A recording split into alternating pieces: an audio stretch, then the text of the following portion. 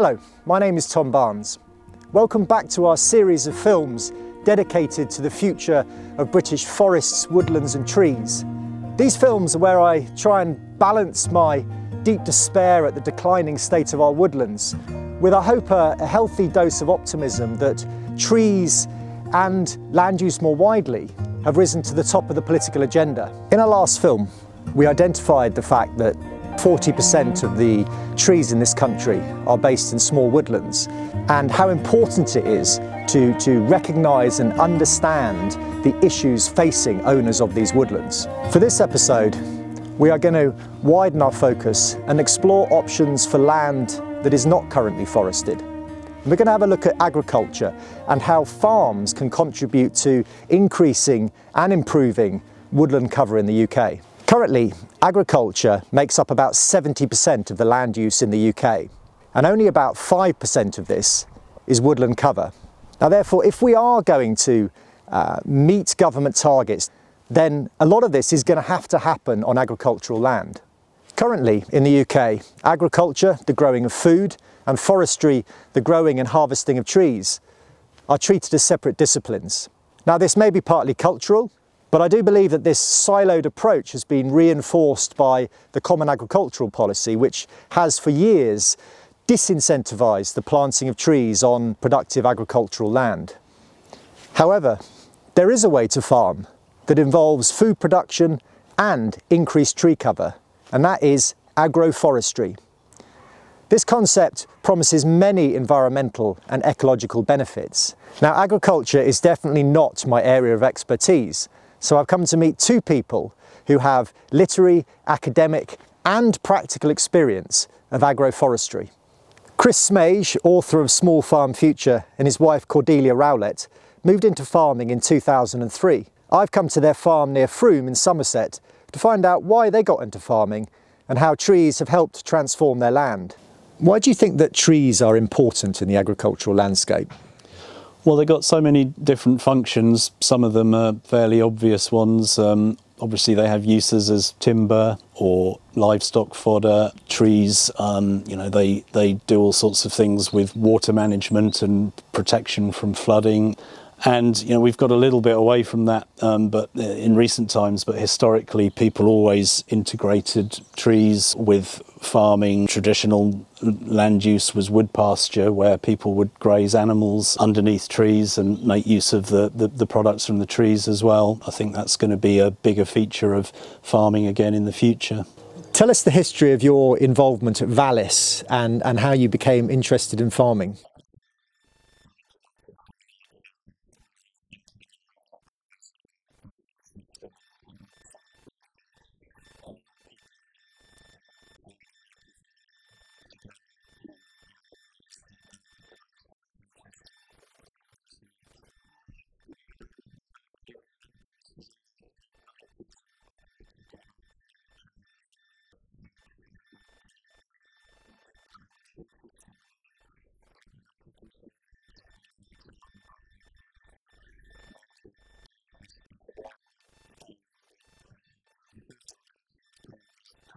These trees were all planted over kind of the winters of 2004 and 2005.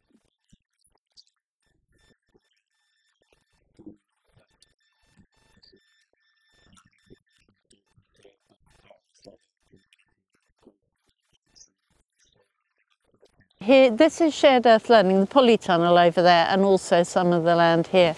And they are an educational cooperative who provide opportunities for kids who benefit from being outside. It's fantastic to share land with groups like that, and also they get to use the woodland. What does agroforestry mean to you, and how has it influenced the way you farm your land? Well, I suppose really it just means sort of what it says on the tin. It's agriculture and forestry, and it's bringing those two things together. So, we haven't necessarily thought of this as explicitly as an agroforestry project. It's more been a way, a case of thinking about what sorts of land use we want to have, and it's been to be honest, it's been a little bit seat of our pants. We have sat down and planned things, but it's in some ways it's been a sort of reactive process.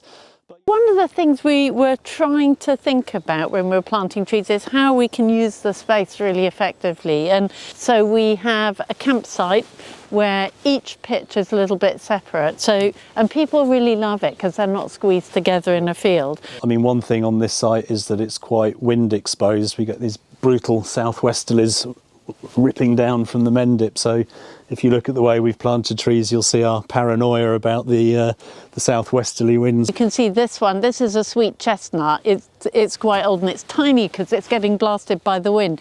But if we walk deeper this way, the ones at the front are providing wind shelter for the ones behind, and they're way bigger back here. I mean, this one actually is a cherry, not a sweet chestnut, but even the oaks back here are way bigger.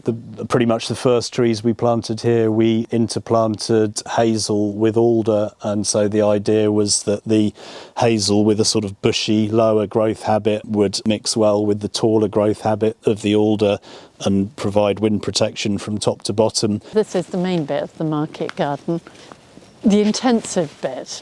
Right. Where in the summer there's things that need picking, kind of pretty almost every day. And then of course they've got, both of those trees have got other functions. The hazel hopefully gives you some nuts, and the alder is a nitrogen fixing plant. We've got hazels or even oak. We don't necessarily use it for our daily meals, but there's a lot of it is about sort of multiplying functions and having a multifunctional site. We planted about somewhere between 3,000 and 4,000 trees initially. And one of the things, we were really keen to be getting some crops from some of them. So chestnuts was a really prime one, and I love the idea of having chestnuts because you're getting a carbohydrate crop. It creates different spaces and creates some privacy in the site. And we also were trying to create different spaces that would add different layers for biodiversity, but also different kind of human-sized spaces for things to happen. And as we walk around our land, it's quite interesting to see the effect that has, because as a human walking through our landscape, it feels really different to the kind of traditionally big agriculture scale of things, and that field is actually a similar size to ours, and then as you walk all over ours it's like you can get lost in it. We're using the timber, heat our houses and hot water with it. We don't have any livestock at the moment for various reasons, but we have, like right where we're sitting here, we've had like sheep grazing around in here, and obviously there's trees can provide fodder for livestock, and certainly in some of the hot summers we've had a couple of years back, that was quite significant actually. Those trees are specifically ones where you can feed the leaves to the animals, and when it was really, really dry and the sheep were in there, my husband would go around and hack some of the branches off and drop them down for the sheep to eat. Yeah. So there's a whole bunch of different things, and some of them are sort of more intensive, like we do have a little nut and fruit orchard. You lavish lots of care and attention on those trees, whereas some of the other ones, you sort of pretty much plant them and let them do their thing. We've got some willow down at the bottom, which is fast growing. I mean, we use it mostly for firewood, and it helps take up some of the water in a sort of wet part of the site. Considering that over 70% of the land in the UK is under agriculture, do you think that an agroforestry approach could help to meet government tree planting targets? Yeah, I mean, I think that, what's attractive about that is that it's people thinking about trees, putting trees to work sort of in the landscape and combining it with agriculture. I think planting more trees is great, but people can, you can get into this slightly sort of haphazard tree planting, and there's a whole debate about climate change, and should we really be planting trees to mitigate climate, or shouldn't we be looking more at fossil fuel use? But I think if you look at tree planting from an agroforestry lens, it's sort of like the pieces of the jigsaw come together, and it totally makes sense to plant trees as part of a wider land management. That's I think the result would that there would be more trees in the landscape, and they'd be delivering those multiple benefits. Why now? What's changing that makes now the time for an agroforestry revolution? Well, I mean, obviously there's sort of bigger things going on in the political landscape like Brexit, so we're rethinking, the whole policy framework of farming.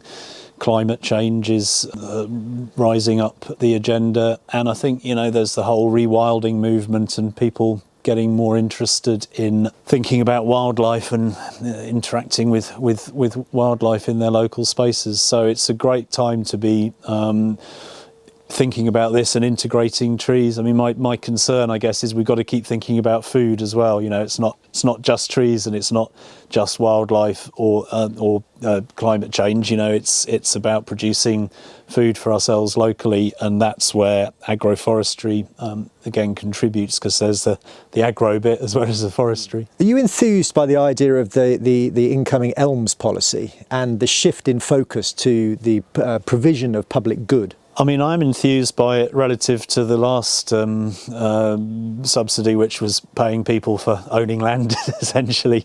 So, yeah, I mean, public money for public goods makes sense. My worry is that it's going to push people into doing, good things in terms of trees in the landscape and biodiversity stuff, but we need to be thinking about local food production and putting all these different parts of the economy together so that good, well-produced local food is available and affordable for everybody. So the elm stuff is maybe one part of that that's pushing in the right direction.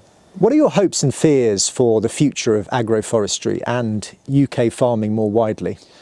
Well, I suppose a fear is, obviously it's a time of huge change, and the farm workforce is quite an ageing one. I think a lot of people will be perhaps thinking about getting out of farming, and the danger there is that food production will diminish, and the government will perhaps be thinking more in terms of trade deals and importing food from other countries, and really what we need to be doing is relocalising food and producing more of it ourselves, sort of integrating it better in the landscape.